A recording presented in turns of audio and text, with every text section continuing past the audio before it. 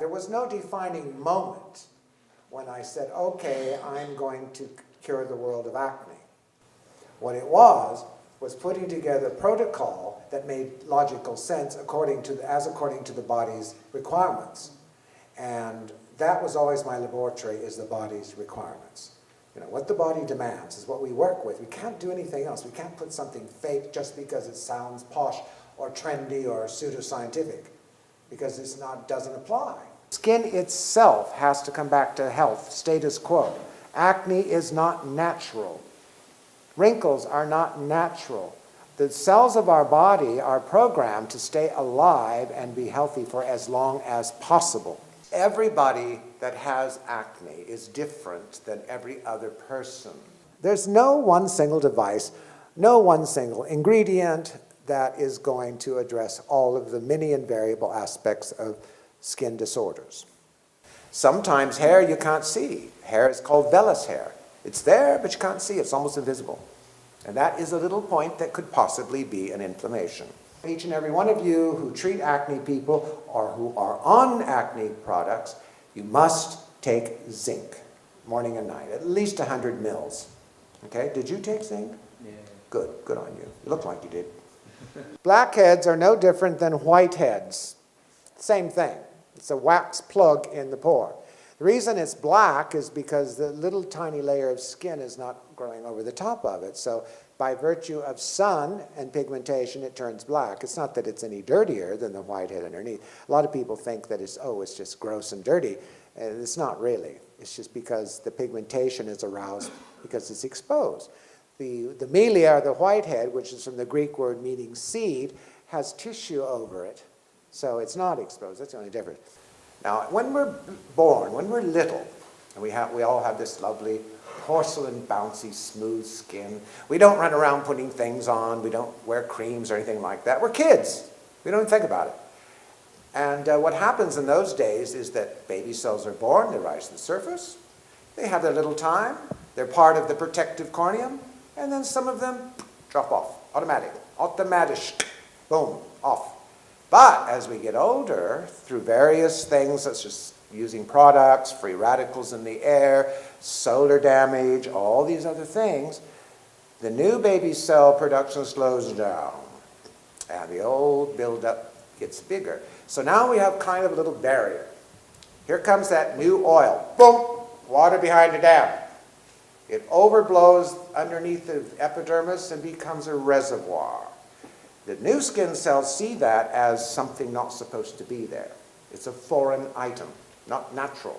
So it says, hey guys, let's just encapsulate that little oil reservoir.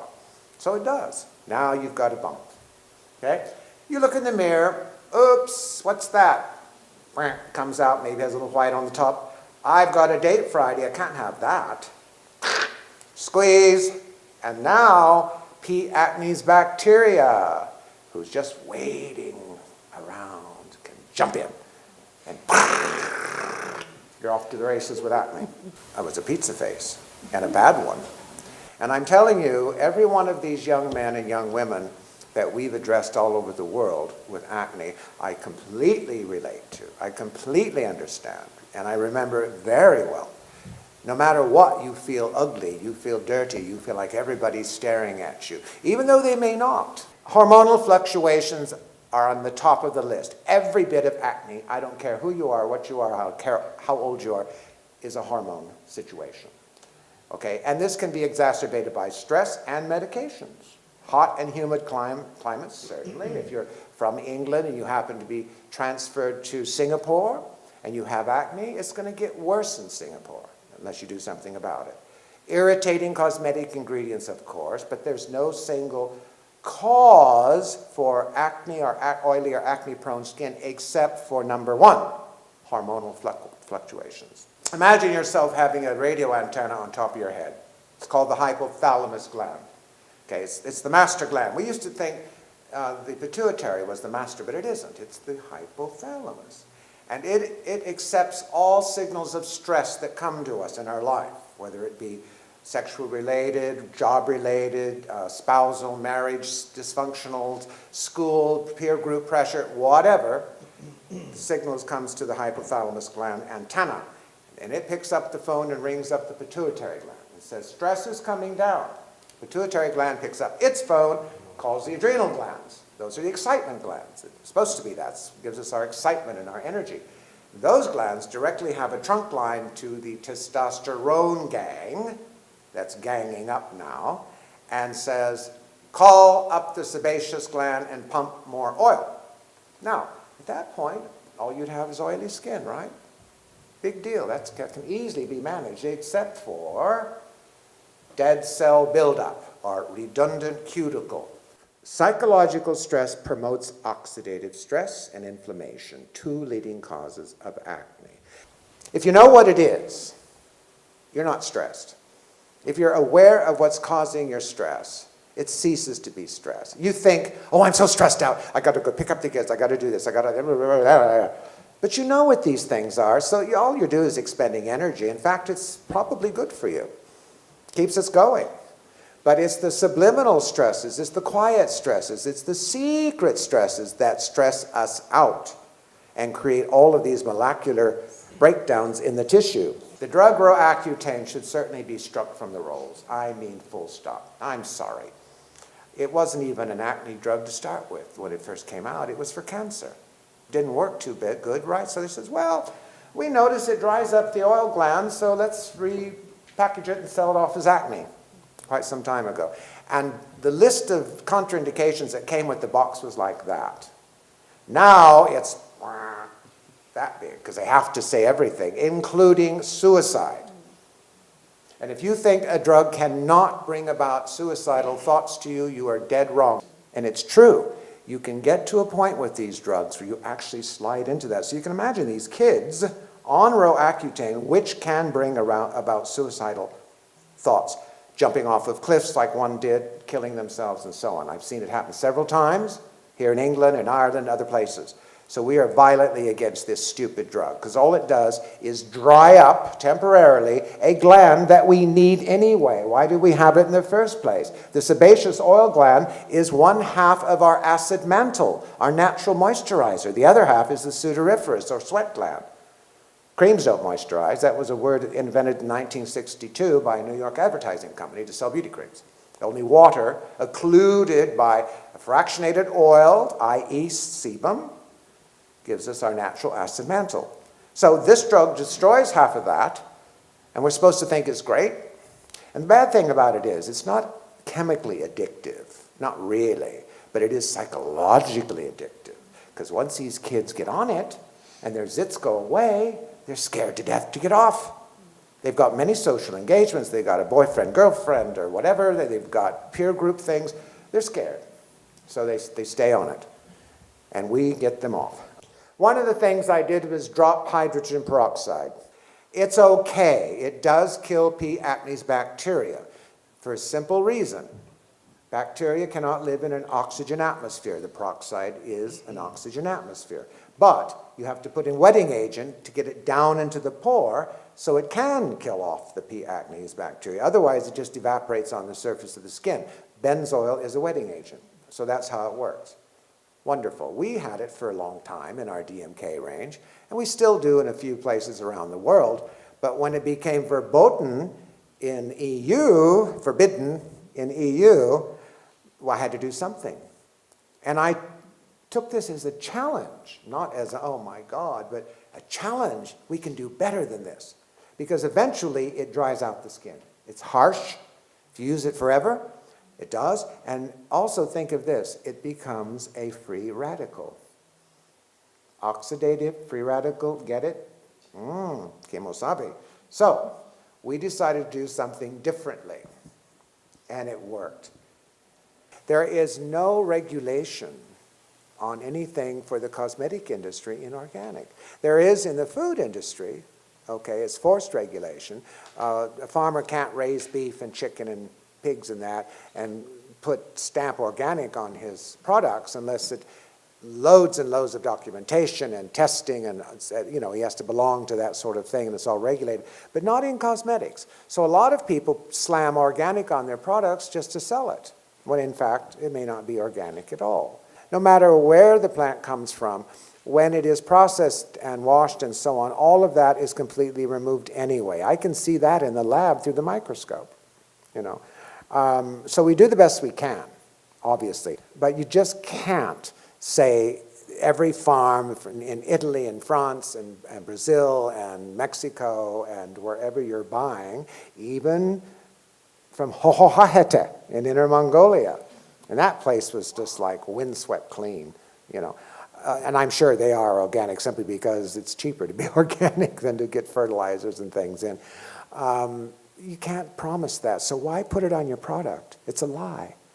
You can't back it up. It's impossible. And that's the real truth about cosmetics. So whenever you see organic and you really investigate deeply, they're not going to be able to come up with the proof. But I think that comes more, the good mood comes from more when the kid wakes up the next morning and looks in the mirror and this huge thing has either disappeared or dried and drops off in the sink. When we have an adult with onset adult acne or a kid that comes to one of our clinics, they're usually pretty hopeless feeling. They've tried everything. They've been everywhere. And they're really in a bad mood. And this exacerbates their condition through the hypothalamus gland. So when they see a change, even if it's a small change after treatment, that mood lifts. They feel hope. And that's 50% of the healing because the stress levels suddenly reduce. All that internal hormonal dysfunction slows down while we work with the topical. So there's no way that this acne is not going to be under complete control. Change a skin, change a life. It's not just a question of getting rid of acne. It's changing a life. Because what if I hadn't of? What if you hadn't have found DMK? What would have happened to us? What if I never did any of that? So that really was the kickstart of a career.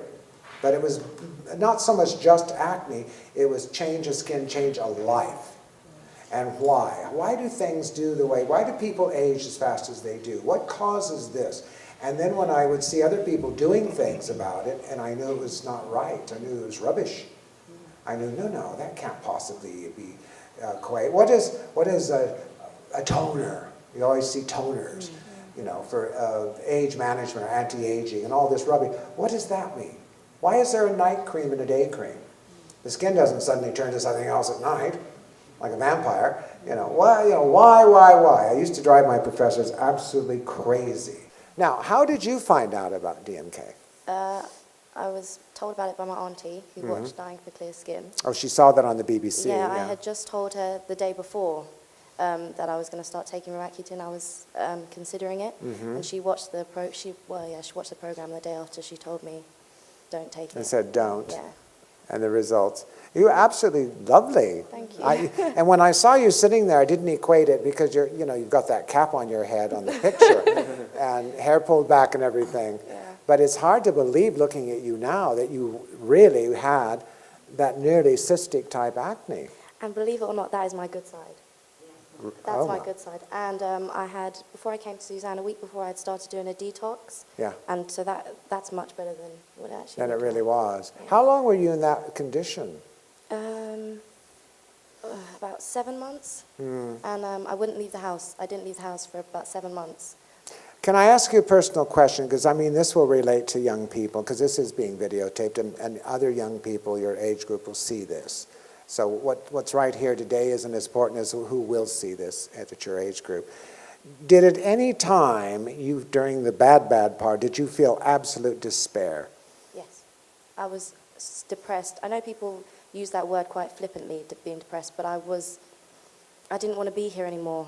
I couldn't look at my mum in her eyes. I just felt like there was no hope. And I'd been through everything. So, yeah, I gave up. And I had enough. And I wanted to take my own life.